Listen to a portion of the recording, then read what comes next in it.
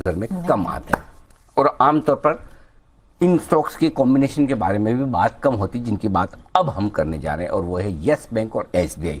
जी हाँ, दोनों ही स्टॉक आज सुर्खियों में है। वजह क्या है, वरुण बताने के लिए तैयार है। मैं वरुण बताइए।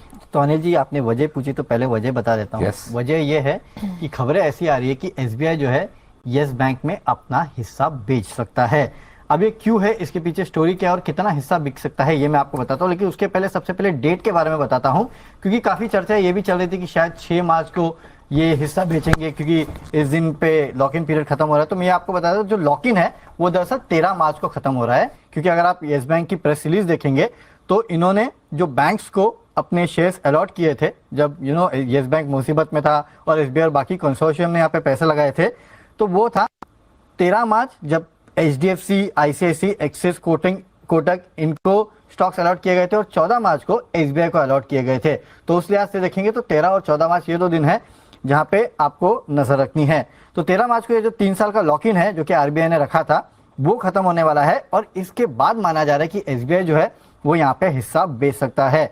और अगर हिस्सा बेचा एसबीआई ने तो कितना हिस्सा बिकेगा, करीब करीब 26% के आसपास जो है वो एसबीआई के पास हिस्सा है, और बाकी बैंक्स के आसपास अगर आप देखेंगे तो 5% के आसपास का हिस्सा है। तो कुल हिस्सा बिकने को 31% आ सकता है, यानी कि 900 करोड़ के आसपास शेयर जो है वो बिक सकते हैं। 900 करोड़ का कैलकुलेशन कहां से आया, 605 करोड़ शेयर जो है वो एसबीआई के जो कि लॉक इन में थे।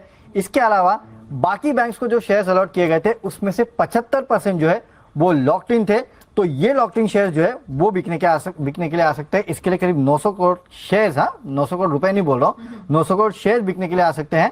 इनटू आप 17-18 रुपए के आसपास करेंगे तो करीब 15,000 करोड़ के आसपास की बिकवाली जो है वो हो सकती है। देखिए, दरअसल जब अलॉट किए गए थे एसबीआई को कहा था कि 26% के नीचे आप आ नहीं सकते, तब एसबीआई का हिस्सा करीब 48% था जब एसबीआई ने यहाँ पे स्टेक खरीदा था। उसके बाद एफपीओ आया तो स्टेक रिड्यूस हुआ 30% के आसपास। आपको याद होगा पिछले साल ही यस बैंक ने कार्लाइल और एडवेंट को इक्विटी शेयर्स और वारंट्स जारी किए थे।